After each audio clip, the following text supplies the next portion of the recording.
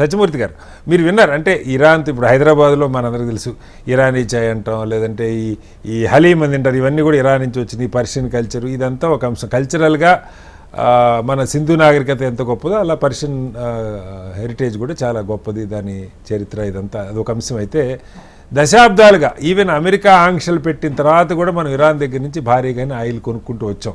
మన కరెన్సీలో, లోకల్ కరెన్సీలో ఎక్స్చేంజ్ కూడా జరిగింది. ఇదంతా చరిత్ర. ఇరాన్ మీద అమెరికా ఆంక్షలు ఉన్నా కూడా మనం దాన్ని ఉల్లంఘించి కూడా కొన్నాం చాలా సంవత్సరాల పాటు.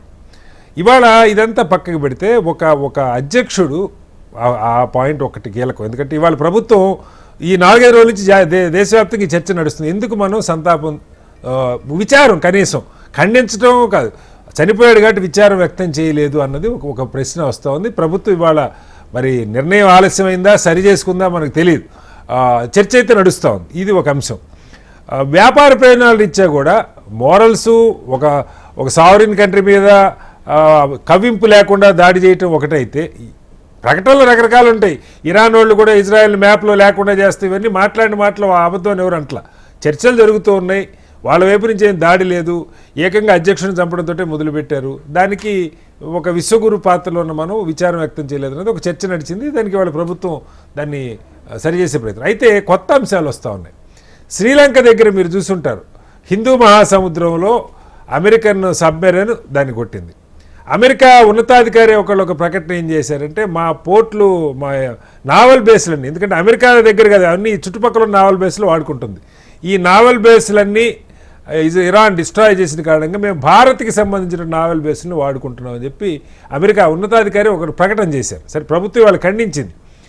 దానికి లింక్గా మనకి శ్రీలంక దగ్గర వాళ్ళ సబ్మెరైన్ దీన్ని కొట్టడం కూడా కనపడుతూ ఉంది. అంటే ఏంటి, ప్రభుత్వం ఈ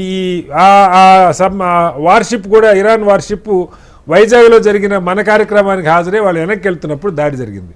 ఇందాక రియాజుద్దీన్ గారు చెప్పినట్టు స్కూల్ పిల్లలు 125 మంది. ఇరాన్ ఓడేసే బాంబులకి గురి కరెక్ట్గా ఉందా లేదా మనం చెప్పలేం, కానీ అమెరికా బాంబులకి 100% ప్రెసిషన్ కరెక్ట్గా ఉంటుంది, గురి కరెక్ట్గా ఉంటుంది. అయినా కూడా పిల్లల మీద దాడి జరిగింది. వీటిని ఖండించాల్సిన అవసరం ఉందా లేదనేది ఒక ప్రశ్న. ముందుగా పుల్లారావు గారికి, రియాజుద్దీన్ గారికి, మీకు అలాగే ఓమహేశ్వర గారికి అందరికి కూడా నమస్కారాలు. నమస్తే సార్. ఇప్పుడు ఇది చాలా క్లిష్టమైనటువంటి పరిస్థితి ఇప్పుడు ప్రభుత్వానికి కానీ, దేశానికి కానీ, ప్రపంచానికి కానీ. దీంట్లో ఇప్పుడు ఏదో సామెత ఉంది మనకి, కరవమంటే కప్ప కోపం, విడవమంటే పాము కోపం అని సామెత ఉంది చూసారు మనకి. ఇప్పుడు ఇవాళ వరకు కూడా, ఈ క్షణం వరకు కూడా నాకు తెలిసినంత వరకు కమ్యూనికి అంత్యక్రియలు జరగలేదు. అంటే వాటికి కారణం ఏదైనా కావచ్చు.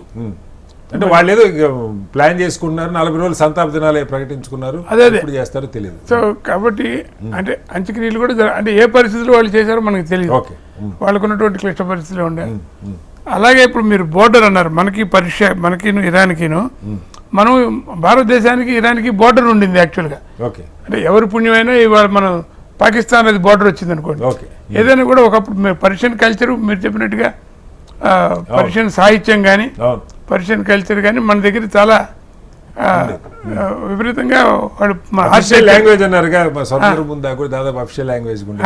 సో కాబట్టి అంటే ఎప్పుడో స్వాతంత్రానికి పూర్వం అనుకోండి.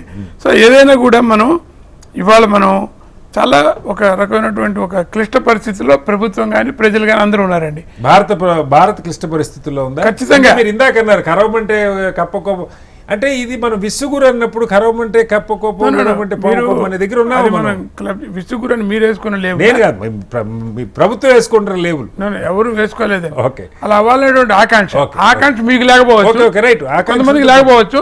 ఆకాంక్ష ఉన్న వాళ్ళు చెప్తుంటారు. అది దాన్ని మనం ఇవాళ తీసుకొచ్చి ఆ లేబుల్ ఏదో వేసి ఏంటి విసుగురు ఎట్లా అవుతాను అని, అది సంబంధం లేదు అసలు. ఆ విసుగురు అనేటువంటి పదానికి ఇవాళ మనం సంబంధం లేదు. ఇవాళ మనం దేశ ప్రయోజనాలు అలాగే అందరి ప్రయోజనాల గురించి మాట్లాడాలి. ఇంకొక విషయం మనం ఆలోచిద్దాం. ఇప్పుడు నిజమే 120 మంది పిల్లలు చనిపోవడం కరెక్ట్ కాదు, కానీ ఇవాళ ఏదైతే ఈ ఖొమైనీ అనేటువంటి అతన్ని ఒక నియంత్రణగా ముద్రపడ్డా, ఒక ప్రజాస్వామ్యంగా ప్రజాస్వామ్యం కాదు, అంతకుముందు రాచరికం, ఇది మత గురువు అంతే. అదే అంతకుముందు షా ఉండేవాడు, రాజు అతన్ని చేసి ఇది రివోల్ట్ తోటి వచ్చాడు. ఈయన వచ్చిన తర్వాత ఏ రకమైన ఆంక్షలు పెట్టాడు, ఏరొక ఒక మతరాజ్యంగా దాన్ని తీసుకెళ్ళాడు. ఎస్ ఒక ప్రజాస్వామ్యం ఏం లేదు అక్కడ. లేదు. మనం ఏదో మాట్లాడుతున్నాం సార్వభౌమాధికారం కలిగినటువంటి ప్రజాస్వామ్యం చాలా దేశాల్లో లేదు సార్, అక్కడే కాదు. అది కాదు సార్, చెప్పండి. లేదు అంటే నేను చెప్పేది ఏంటంటే మనం అనలైజ్ చేసుకుంటే Yes, yes, yes. అక్కడ దీని ముందు జరిగినటువంటి కొద్ది వారాల క్రితం జరిగినటువంటి అల్లర్లలో కొన్ని వేల మందిని చంపేశారు లేదా టార్చర్ చేశారు, రకరకాల ఇవన్నీ మనం వార్తలు చూస్తున్నాం. కరెక్ట్, మీరు చెప్పేది కరెక్ట్.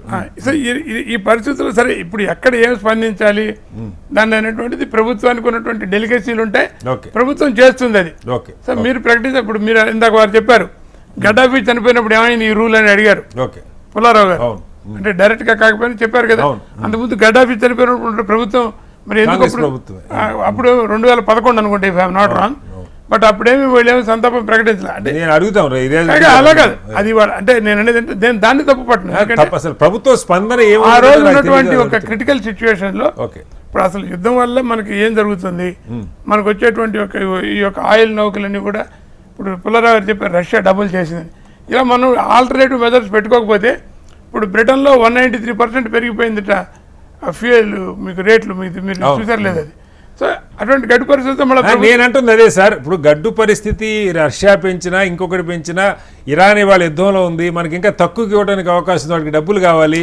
కరెక్టే. మనం ఆ రిలేషన్ ఇబ్బంది పెట్టుకున్నావా కొంచెం. ఇరాన్ నుంచి మనకి పైప్ లైన్ ఇవన్నీ కూడా మేము కాదంట్లా, Yeah. కానీ ఓవరాల్ గా చూస్తారు సినారియో ఎప్పుడు కూడా చూసి వాళ్ళు ఎలా చేయాలి, ఈ యొక్క దేనికి ప్రయారిటీస్ ఉంటాయి, ఓకే ఇప్పుడు ఏం చేస్తే ఏంటి ఇవన్నీ కూడా క్యాలిక్యులేట్ చేసుకుని ఒక ప్రభుత్వం పనిచేస్తుంది. కాబట్టి ఓకే వాళ్ళకు ఉన్నటువంటి మనకి ఇబ్బంది ఏముంది. ఇప్పుడు ఇవాళ మీరు చెప్పినట్టుగా విదేశాంగ శాఖ నుంచి ఆయన కార్యదర్శి వెళ్ళి అక్కడ అవును చెప్పొచ్చారు, అది సరే వచ్చింది. అది ఎందుకు లేట్ అయింది, ఎప్పుడు చేయాలి అనేటువంటిది ప్రభుత్వం ఒక దానిలో ఉంటుంది. కాబట్టి ఇంకొక చర్చ ఏమి నడుస్తుందంటే నిన్ననే కొంతమంది అంతకుముందు అంబాసిడర్గా చేసిన వాళ్ళు వీళ్ళంతా సలహా ఇస్తున్నది, భారత్కి దశాబ్దాలుగా ఇరాన్తో సత్సంబంధాలు ఉన్నాయి, చారిత్రాత్మకంగా సాంస్కృతిక పరంగా ఇవంతా. ఇజ్రాయెల్తో ఈ మధ్య కాలంలో మనకి ఇంకా బాగా రిలేషన్ పెరిగింది, అమెరికాతో అయితే హౌడీ మోడీ నమస్తే ట్రంప్ అనే దాకా సంబంధాలు ఉన్నాయి.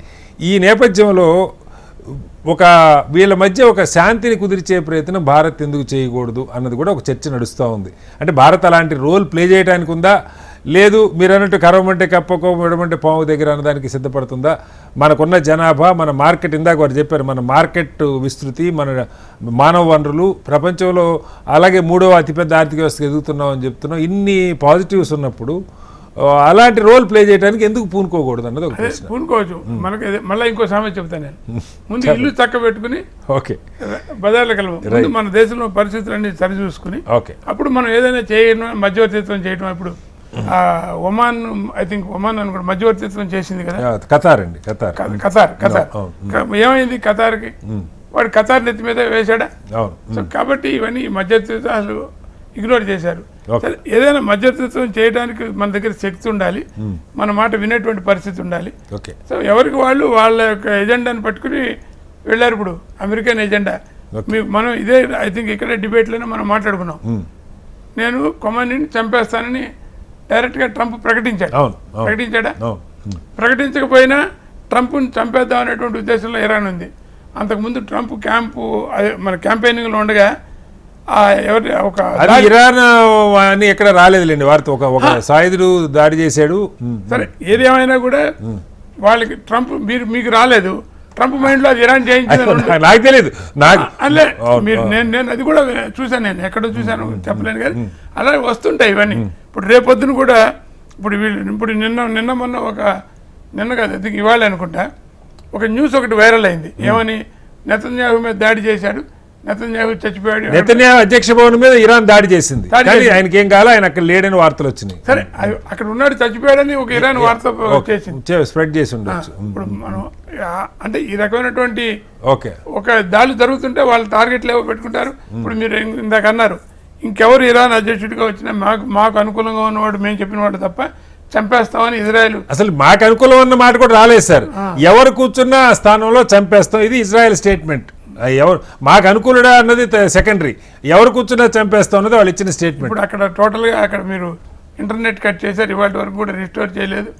ఆ లోకల్గా ఉన్నటువంటి అల్లర్లు వాళ్ళు ఇంటర్నల్ దానిలో వాళ్ళు సతమతం అవుతున్నారు. సో ఇవన్నీ చాలా అంశాలు ఉన్నాయి సార్ ఇక్కడ. ఈ ప్రభుత్వం ఇలా చేయాలి, ఇలా చేయలేదు అని అనుకోవడం నాకు తెలిసినంత వరకు యుద్ధం వచ్చినప్పుడు ఇది కరెక్ట్ కాదేమో అనిపిస్తుంది నాకు. Okay sir, right. అంటే యుద్ధం మనకు రాలేదు సార్, మనం స్పందనే. ఆ. యుద్ధం వచ్చినప్పుడు ఎలాగో అందరూ భారత్కి మద్దతుగా నిలుస్తారు, బట్ ఇలాంటి అంశాల్లో మనం ఎలా రియాక్ట్ అయితే బాగుంటుంది అన్నది చర్చ జరుగుతుంది కదా వాళ్ళ దేశాల్లో జరుగుతున్నప్పుడు. అవును. ఇద్దరి నుంచి మనకి ఇప్పుడు అమెరికా తోటి మనకి సంబంధాలు ఉన్నాయి, కావాలి. ఇరాన్ తోటి మనకి అందరితో సంబంధాలు కావాలి కూడా మనకి కావాలి కాబట్టి విచారం వ్యక్తం చేస్తే బాగుండేదా, ఆలస్యమైంది అన్నదే పాయింట్, అంతే. అదే అక్కడ ఏదైనా బ్యాలెన్స్ చేసుకోవాలండి. ఇప్పుడు విచారం వ్యక్తం చేస్తే మళ్ళీ ఈ పిచ్చోడు ఏం చేస్తాడో తెలియదు, ఇలాంటివన్నీ ఉంటాయండి. నేను జస్ట్ అవుట్ ఆఫ్ కంట్రీస్ చెప్తున్నాను. Right sir. ఇవన్నీ కూడా చాలా ఆలోచించుకుని చేయాల్సినటువంటి విషయాలు కానీ చెప్పి నేను అనుకుంటున్నాను.